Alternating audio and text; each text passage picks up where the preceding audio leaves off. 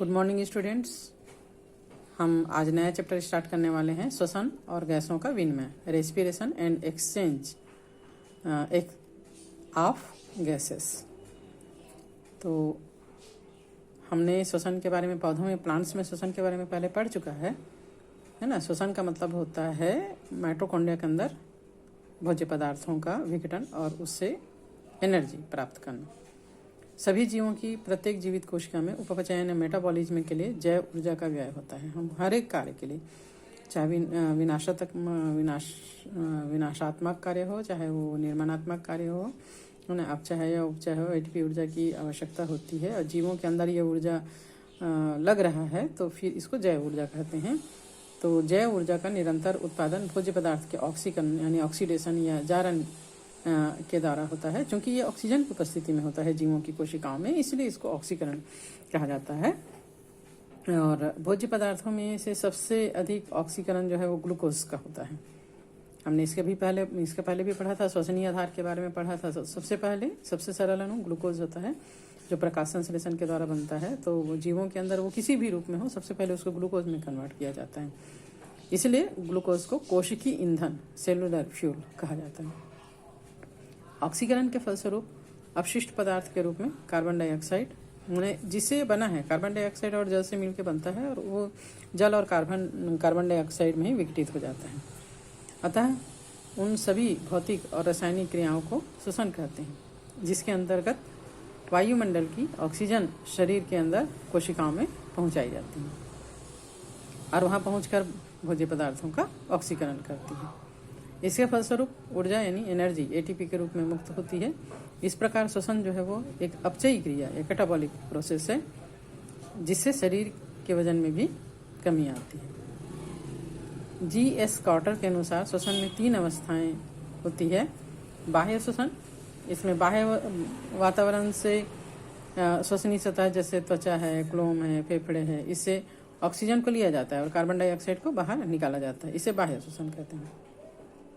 आंतरिक श्वसन, इस क्रिया में श्वसन अंगों से ऑक्सीजन को ऊतकों तक पहुंचाना, जैसे हमारे मनुष्य की बात करें तो फेफड़ों से लेकर रक्त में ऑक्सीजन को मिलाकर फिर इसके शरीर को ऊतकों तक पहुंचाया जाता है और वहां पर भोजन के ऑक्सीकरण से प्राप्त जो कार्बन डाइऑक्साइड है उसको कोशिकाओं से श्वसन अंगों तक पहुंचाकर इसको बाहर किया जाता है। इस प्रकार रुधिर एवं कोशिकीय द्रव्य के मध्य श्वसन गैसों को विभिन्न के विनिमय को आंतरिक श्वसन या इंटरनल रेस्पिरेशन कहा जाता है। थर्ड है कोशिकीय श्वसन, सेलुलर रेस्पिरेशन। इस क्रिया के अंतर्गत शरीर के अंदर ली गई ऑक्सीजन से कोशिकाओं में अवशोषित भोज्य पदार्थों का रासायनिक विघटन होता है, जिससे जैविक ऊर्जा कार्बन डाइऑक्साइड और H2O है ना, जैविक ऊर्जा के रूप में एटीपी ऊर्जा और H2O ये उत्पाद मुक्त होते हैं। अगर हम श्वसन के प्रकार की बात करें, काइंड्स ऑफ रेस्पिरेशन, तो श्वसन एक सामान्य प्रक्रिया है जो ऑक्सीजन की उपस्थिति या अनुपस्थिति दोनों में ही होता है। इस आधार पर श्वसन को 2 भागों में विभाजित किया गया है। अवायवीय श्वसन, एनारोबिक रेस्पिरेशन, ये श्वसन की क्रिया ऑक्सीजन की अनुपस्थिति में होता है ना। वायु यानी ऑक्सीजन, या वायु का मतलब यहाँ पर ऑक्सीजन है, तो अवायवीय मतलब ऑक्सीजन की अनुपस्थिति में।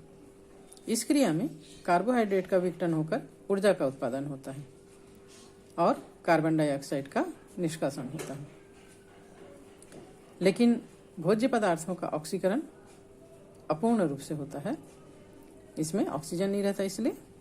और अनाक्षी श्वसन कुछ निम्न कोटि के जीवों में, जीवाणुओं में बैक्टीरिया, इष्ट कोशिका और परजीवी कृमि, पैरासाइट वर्म्स और जैसे कि एस्केरिस है, टीनिया सोलियम है ना, इन सब में ज़्यादा पाया जाता है। वायवीय श्वसन, वायु का मतलब यहाँ पर ऑक्सीजन से है, तो एरोबिक रेस्पिरेशन, इसके अंतर्गत वायवीय श्वसन, एरोबिक रेस्पिरेशन, इसमें जो जिन जीवों में अवायवीय श्वसन होता है, इसके अलावा प्रोटोजोआ से स्तनधारी तक सभी जीवों में श्वसन की क्रिया जो है वो ऑक्सीजन की उपस्थिति में होता है और इसीलिए इसको वायवीय श्वसन या एरोबिक रेस्पिरेशन कहा जाता है। ये जंतु ऑक्सीजन वातावरणीय वायु से या जल से प्राप्त करते हैं, है ना। जली जीव जल से वायु प्राप्त करते हैं और जो बाकी स्थलीय जीव हैं वो वायु से या वातावरण से ऑक्सीजन को प्राप्त करते हैं। और ऑक्सीजन की उपस्थिति में ग्लूकोज का पूर्ण ऑक्सीकरण होता है। पूर्ण ऑक्सीकरण मतलब ये पूरी तरह कार्बन डाइऑक्साइड और जल, जैसे 6CO2 + 12H2O से ये मिलके बना होता है C6H12O6। तो C6H12O6 जो है वो ऑक्सीजन की उपस्थिति में पूरी तरह 6CO2 + H2O में कन्वर्ट हो जाता है और इससे बहुत अधिक ऊर्जा 38 ATP एनर्जी जो है वो बनती है, जो जीवों के कार्य करने के लिए आवश्यक होता है। अब हम बात करते हैं श्वसन अंग के बारे में, रेस्पिरेटरी ऑर्गन्स के बारे में। तो शरीर में श्वसन से संबंधित मतलब वायुमंडलीय ऑक्सीजन और को लेना, कार्बन डाइऑक्साइड को छोड़ना, प्लस बॉडी के विभिन्न भागों तक पहुंचाकर भोज्य पदार्थों का ऑक्सीकरण करने में जो अंग काम करते हैं उन्हें श्वसन अंग कहा जाता है। विभिन्न श्वसनांग रेस्पिरेटरी ऑर्गन मिलकर श्वसन तंत्र यानी रेस्पिरेटरी सिस्टम बनाते हैं।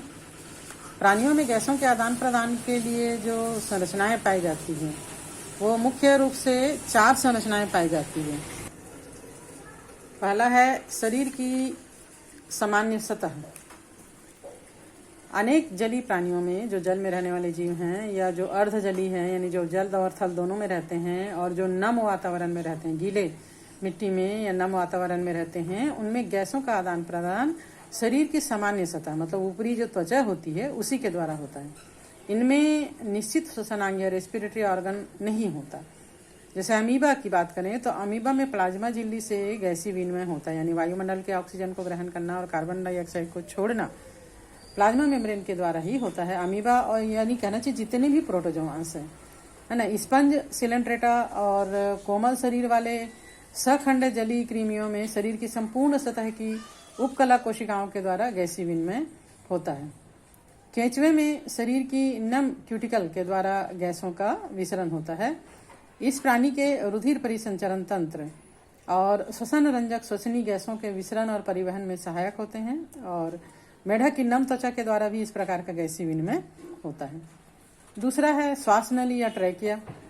कीटों, सतपाद जैसे सेंटीपीड्स है ना, सहस्त्रपाद जैसे मिलीपीड्स और कुछ मकड़ियाँ, स्पाइडर्स में गैसों के विनिमय के लिए शरीर के अंदर पतली पतली नलिकाएं होती हैं और ये नलिकाएं शाखित हो जाती है, ब्रांचड हो जाती है और शरीर की सतह से सभी ऊतक तक फैली होती है। तब इन नलिकाओं को ट्रेकिया कहा जाता है। ये एक तंत्र के रूप में व्यवस्थित होता है जिसको ट्रेकियल सिस्टम कहा जाता है और इस तंत्र की नलिकाओं के द्वारा वायुमंडल से ऑक्सीजन सीधे ऊतक तक और कार्बन डाइऑक्साइड सीधे वायुमंडल में आ जा सकता है।